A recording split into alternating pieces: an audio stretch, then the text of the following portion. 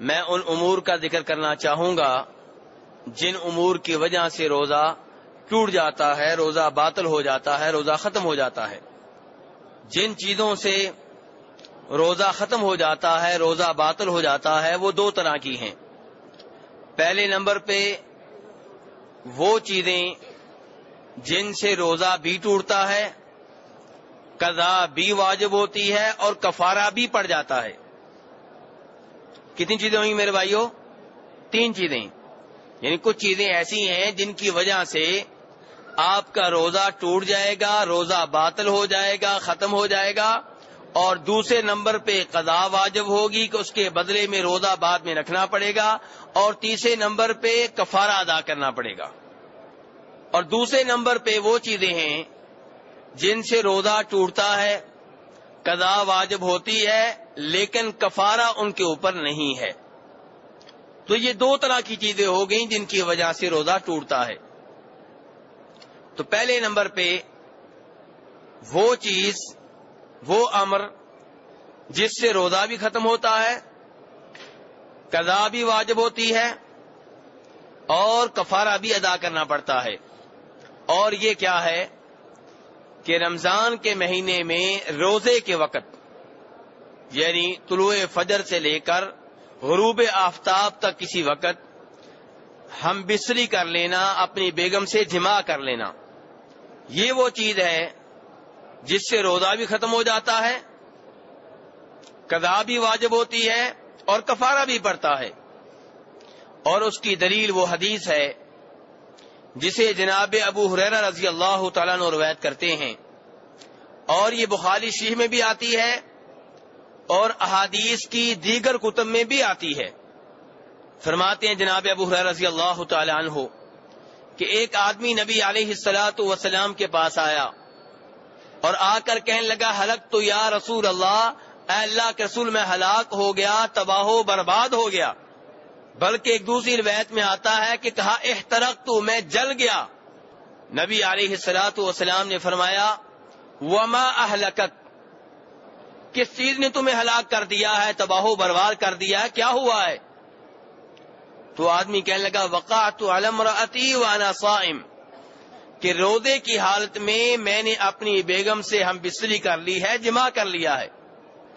میرے بھائیو، حدیث کو ابھی مکمل کروں گا، لیکن جتنی حدیث میں نے ذکر کی ہے اس کے اوپر ذرا غور کیجئے کہ صحابی نے کیا کہا، میں ہلاک ہو گیا، تباہ و برباد ہو گیا، ختم ہو گیا۔ آپ اس سے اندازہ کریں کہ صحابی کو کتنی ٹینشن تھی، کتنی پریشانی تھی گناہ کی۔ گناہ مجھ سے بھی ہوتے ہیں، آپ سے بھی ہوتے ہیں۔ کیا ہم اتنی ٹینشن لیتے ہیں؟ کیا گناہ ہونے پہ ہم یوں بے چین ہوتے ہیں جیسے یہ صحابی بے چین ہے؟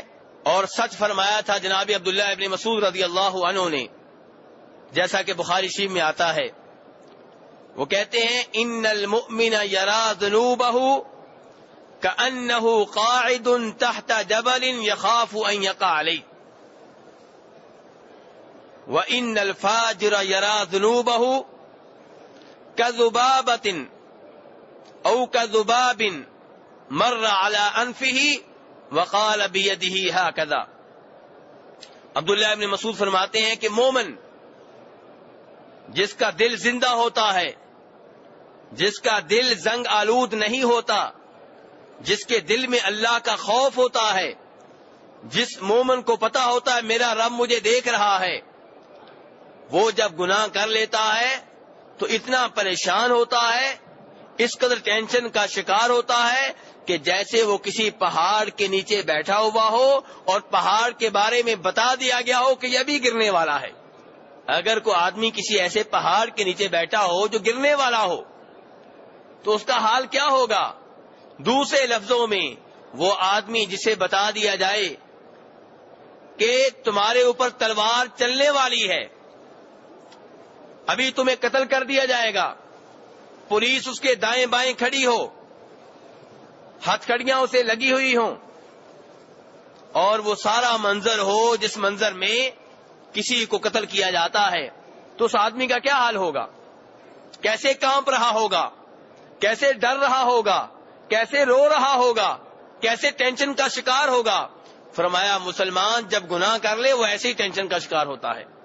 تو میرے بھائیو، اگر گناہ کرنے کے بعد یہی حالت ہوتی ہے آپ کی میری، تو اس کا مطلب یہ ہے کہ الحمدللہ دل ابھی زندہ ہے۔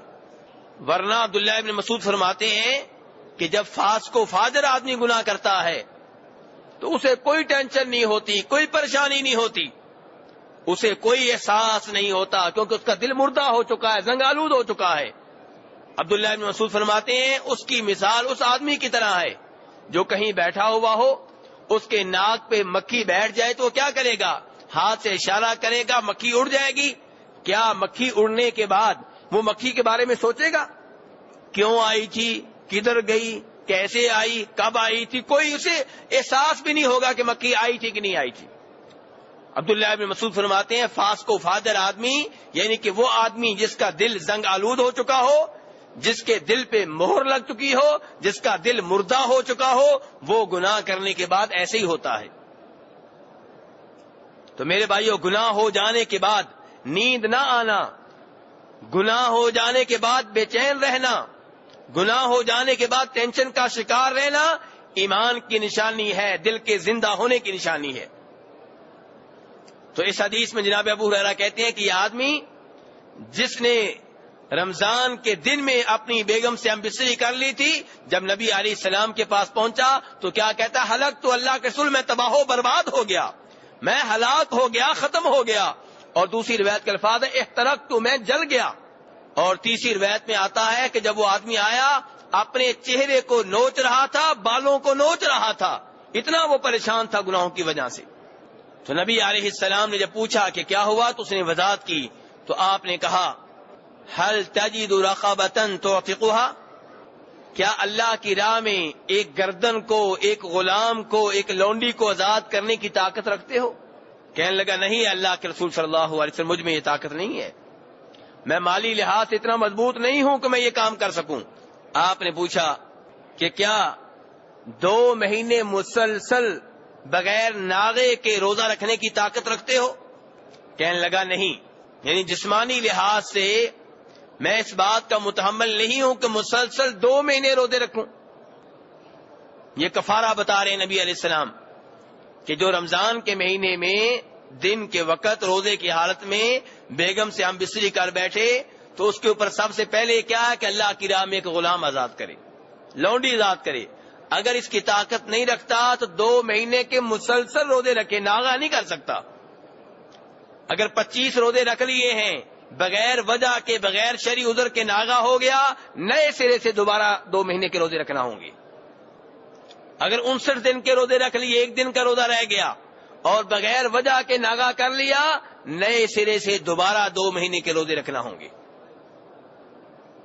اسے پتا چلا رمضان کے مہینے میں روزے کے دوران بیگم سے ہم بستری کر لینا کوئی چھوٹا جرم نہیں ہے، کوئی چھوٹا گناہ نہیں ہے۔ لیکن یہ صحابی کہہ رہے ہیں اللہ کے رسول صلی اللہ علیہ وسلم میں 2 مہینے مسلسل روزے نہیں رکھ سکتا، مجھ میں اس کی طاقت نہیں ہے۔ تو آپ نے فرمایا کیا 60 مسکینوں کو کھانا کھلا سکتے ہو؟ کہا نہیں اللہ کے رسول صلی اللہ علیہ وسلم، مجھ میں یہ طاقت بھی نہیں ہے۔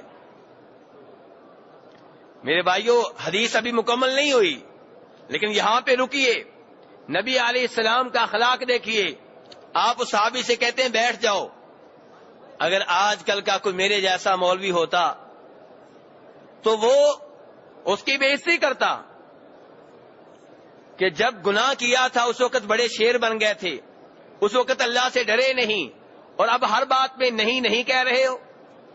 غلام آزاد کرنا ہے کہتے ہو طاقت نہیں ہے، 2 مہینے کے روزے رکھنے ہیں کہتے ہو طاقت نہیں ہے، 60 مسکینوں کو کھانا کھلانا کہتے ہو طاقت نہیں ہے، پھر یہ گناہ کیا کیوں تھا؟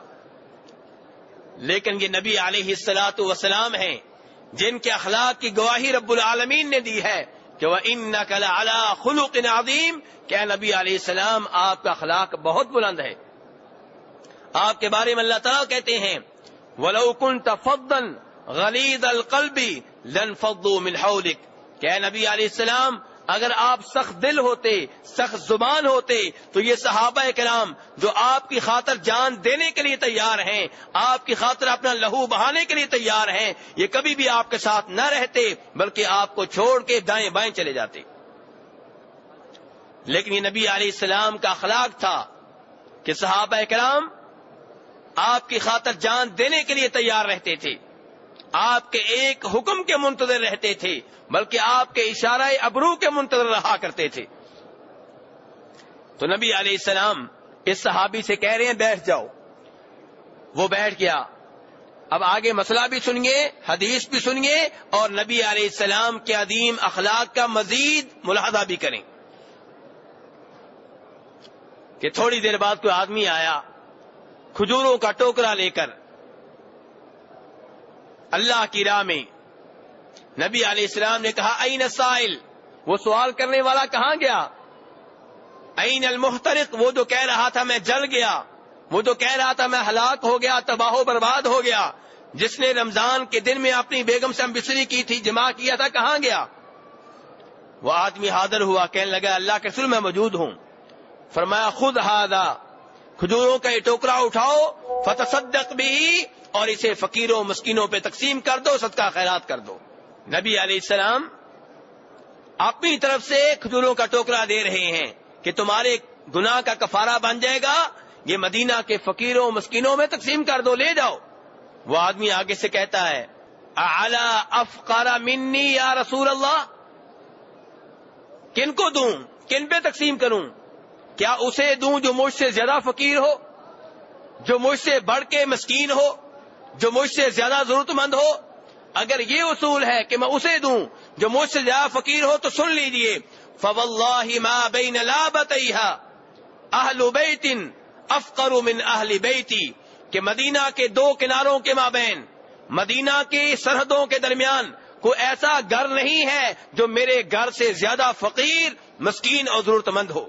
جناب ابو ہریرہ کہتے ہیں کہ نبی علیہ السلام نے جب اس صحابی سے یہ الفاظ سنے تو آپ مسکرائے، حتیٰ کہ آپ کے دانت واضح طور پہ نظر آنے لگے۔ کوئی اور ہوتا یہاں پہ مسکراتا نہیں بلکہ بے عزتی کرتا، ڈانٹتا، تمہیں شرم نہیں آتی؟ گناہ کیا ہے اور ہر بات پہ کہتے ہو میں یہ کفارہ یہ بھی نہیں دے سکتا، وہ بھی نہیں دے سکتا، یہ بھی نہیں دے سکتا، اب میں اپنی طرف سے کھجوروں کا ٹوکرا دے رہا ہوں، وہ بھی چاہتے ہو کہ اپنے گھر میں لے جاؤں؟ لیکن نہیں، یہ نبی صلی اللہ علیہ وسلم ہے، یہ امام الانبیاء ہیں، یہ رحمت للعالمین صلی اللہ علیہ وسلم ہیں۔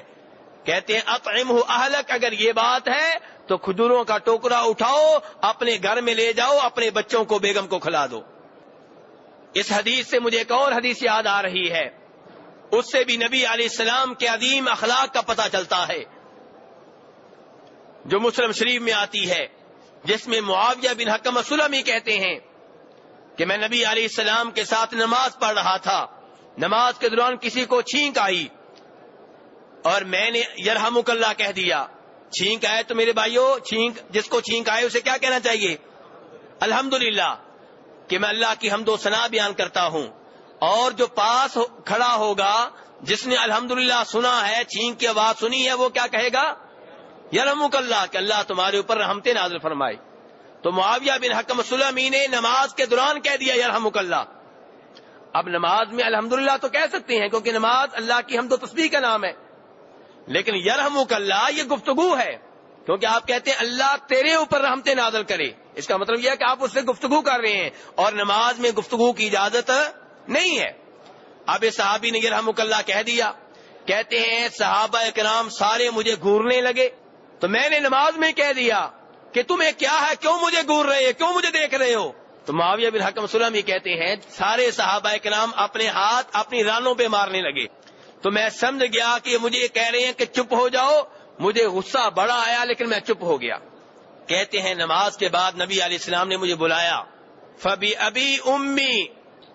ابی ہوا و امی، کہ میرے ماں باپ اللہ کے رسول علیہ السلام پہ قربان ہوں، ما رأيت معلما قبله ولا بعده احسن تعلیما منه، فوالله ما قهرني ولا ضربني ولا شتمني معاویہ بن حکم السلمی کہتے ہیں میرے ماں باپ آپ پہ قربان ہوں، اللہ کی قسم اٹھا کے کہتا ہوں کہ جب آپ سے ملاقات نہیں ہوئی تھی تب بھی آپ سے بہتر ٹیچر میں نے کوئی نہیں دیکھا تھا، آپ سے بہتر معلم مدرس مربی میں نے کوئی نہیں دیکھا، اور جب آپ سے ملاقات ہوئی اس کے بعد بھی جب تک میں زندہ رہا آپ سے بہتر معلم مربی ٹیچر مدرس میں نے کوئی نہیں دیکھا۔ اللہ کی قسم آپ نے مجھے ڈانٹا نہیں، آپ نے مجھے مارا نہیں، آپ نے مجھے گالی نہیں دی، آپ نے مجھے برا بلا نہیں کہا، بلکہ بڑے پیار و محبت سے کہا ان هذه الصلاة لا يصلح فيها شيء من كلام الناس، کہ یہ نماز ہے، نماز میں گفتگو کرنا جائز نہیں ہے۔ انما هي التسبيح والتکبیر وقراءۃ القرآن، اپنے صحابی سے کہہ رہے ہیں کہ میرے صحابی نماز نام ہے اللہ کی تسبیح بیان کرنے کا، نماز نام ہے اللہ کی بڑائی بیان کرنے کا، اللہ اکبر کہنے کا، نماز نام ہے قرآن پاک کی تلاوت کا۔ یہ ہے نبی علیہ السلام کا اخلاق۔ اسی وجہ سے صحابہ کرام آپ کی دعوت کو جلدی قبول کر لیتے، آپ کی باتیں صحابہ کرام کے دلوں میں اترتی چلی جاتی، آپ کو وہ محنت نہ کرنا پڑتی جو بات کے لوگوں کو کرنا پڑ رہی ہے۔ یہ آپ کے اخلاق کا اثر تھا، آپ کے پیار و محبت کا اثر تھا۔ لیکن یہی نبی علیہ السلام جب گناہ کا معاملہ آتا، جب اللہ کا معاملہ آتا تو پھر غصے میں آ جایا کرتے تھے، اپنی ذات کا معاملہ آتا بڑے پیار و محبت سے پیش آتے۔ یہودی ایک دفعہ آپ کے پاس آئے، آ کے کیا کہا؟ السلام علیک۔ کیا مطلب ہے اس کا السلام علیک؟ تیرے اوپر موت ہو تو مر جائے، بددعا دی آپ کو۔ اور آج بھی ہمارے کئی بھائی السلام علیکم کہتے ہیں، اچھے انداز سے نہیں کہتے، اچھے انداز سے کہنا چاہیے، اچھی طرح واضح طور پہ کہنا چاہیے السلام علیکم۔